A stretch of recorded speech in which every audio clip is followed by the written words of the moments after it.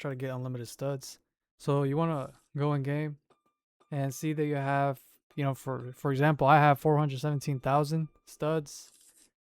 Now, I already selected the Batman, the Lego Batman EXE. So you want to go in here, type in your amount. So for me, it's going to be 417,158. And then you want to do first scan.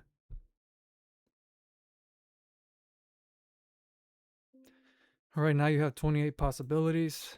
Let's go back in game and let's find stud.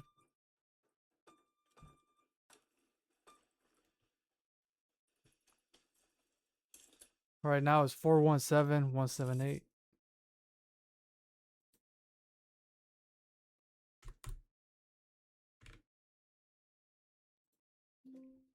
Now we're down to 2 possibilities.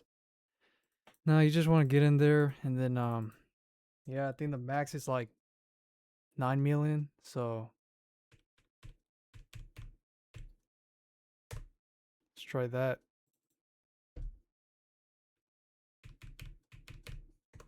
All right. Go back in game. There you go. You reached the limit. And that's it for today's tutorial. Thanks for watching.